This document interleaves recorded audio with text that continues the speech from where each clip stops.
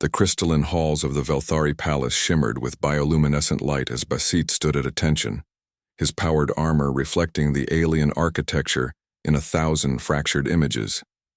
He had been summoned to the throne room, though no one had bothered to explain why. That was typical of the Velthari. They considered explanations beneath them, especially when addressing what they called the metal-wrapped primitives. Princess Fiza descended the spiral staircase with the fluid grace her species was known for throughout the galaxy. Her iridescent skin shifted through shades of violet and blue, and her forearms moved in coordinated gestures that signified casual dismissal. She was beautiful by any species' standards, and she knew it. "So this is the human champion," she said, her voice carrying the melodic undertones of her native language. "I expected something more impressive." Basit remained silent. The diplomatic corps had been very clear. Say nothing unless directly questioned, show no emotion, and above all, do not engage with royal provocations. His mission was simple: stand as an honor guard during the treaty signing between Earth and Velthar. Nothing more. Fiza circled him slowly, her luminous eyes scanning every inch of his armor. "Tell me, human, do you ever remove this monk shell? Or have your kind evolved to become one with your machines?" She laughed, a sound like wind chimes. "How very primitive. Unable to survive without your metal cocoons." The other Velthari nobles in attendance joined her laughter. They had been the dominant force in this sector for 3,000 years, and humanity's recent arrival on the galactic stage was, to them, little more than an amusing curiosity. "I asked you a question, metal man," Fiza said, tapping a slender finger against his chest plate. "Or can you not hear me through all that armor?" "I can hear you, Your Highness," Basit replied, his voice modulated through the suit's external speakers. "Ah, it speaks." She clapped her hands together in mock delight.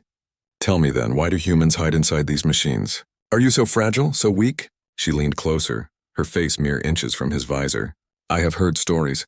They say humans break easily, that your bones snap like crystal stems, that your skin tears at the slightest touch." "Your Highness is well informed," Basit said neutrally. "Of course I am," Fiza preened. "We have studied your species extensively. You come from a death world, they say, but you yourselves are quite delicate. 1 gravity 0.2 standard, isn't it? And yet you require armor to survive in most civilized environments." She gestured around the throne room. "We Velthari evolved on a moon in gentle conditions, and yet look at us. No armor required." Basit's jaw tightened inside his helmet, but he maintained his composure. The princess continued her circling, her voice dripping with condescension. "I wonder what you look like underneath all that metal. Probably small and pale, like a grub. Tell me, does your species even have proper musculature, or are you completely dependent on mechanical assistance?" Something inside Basit snapped. Not his temper, he was too well trained for that. But his patience with the diplomatic mission had finally worn through. He had volunteered for this assignment because he believed in building bridges between species, in showing humanity's best face to the galaxy. But if the Velthari were determined to see humans as weak, perhaps it was time to recalibrate their expectations. "Your Highness," he said calmly, "would you like to see?" Fiza's eyes widened slightly, surprised by the response. "See what?" "What a human looks like without armor." The throne room fell silent. Fiza recovered her composure quickly, her skin flickering with amused colors. "Oh, by all means. Shed your shell, little human. Show us your fragility." Basit's hands moved to his helmet seals. The hiss of depressurization echoed through the chamber as he removed it, revealing his face. Dark eyes, strong jawline, brown skin glistening with the sweat of having worn the suit for 6 hours straight. Several nobles gasped. Humans always looked more predatory than they expected. But he didn't stop there. The chest plate came next, revealing the compression suit beneath, which did little to hide the corded muscle of his torso. Then the arm segments, exposing forearms that had been conditioned by Earth's gravity since birth. Each piece of armor hit the polished floor with a resounding clang. Fiza's skin had stopped shifting colors. She was staring. The armor wasn't pressurized, the atmosphere here was breathable for humans, but it was heavy. Each piece weighed more than most Velthari could lift. Basit had been wearing nearly 200 pounds of combat-rated equipment, and he'd been standing perfectly still for hours. When the last piece fell away, he stood before them in his compression blacks, and the difference was stark. Humans were shorter and stockier than Velthari, But what the aliens mistook for weakness was density, muscle built under crushing gravity, bone strengthened by a childhood spent fighting to stand upright under forces that would cripple most spacefaring species. "You asked if we're fragile, Your Highness," Bassett said quietly. "We wear armor not because we're weak, but because it makes us stronger.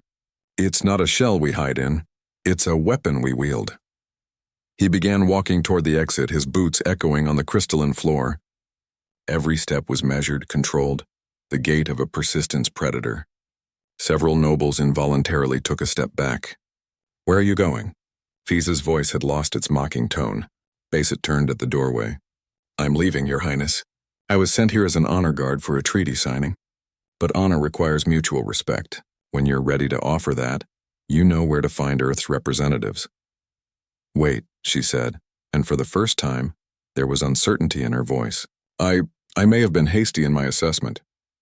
"May have been?" Bassett raised an eyebrow. Fiza's skin flushed a deep purple, embarrassment in Velthari body language. "I apologize. I have been unkind and ignorant." She gestured to the scattered armor. "We thought the suits were life support. We didn't realize they were augmentation. We come from a world that's been trying to kill us since we climbed down from the trees," Bassett said. "We learned to make tools because we had to. We built armor because we were surrounded by things bigger and stronger than us. But we never forgot what we are underneath. Survivors, adapters, and yes, when necessary, warriors." He walked back into the throne room, and several nobles flinched. Fiza didn't. She held her ground, meeting his gaze directly. "The treaty signing," she said. "It will proceed with full honors. And perhaps I might learn more about your species? Without the mockery?" Bassett allowed himself a small smile. "I think that could be arranged, Your Highness." As he began collecting his armor, Fiza watched with new understanding.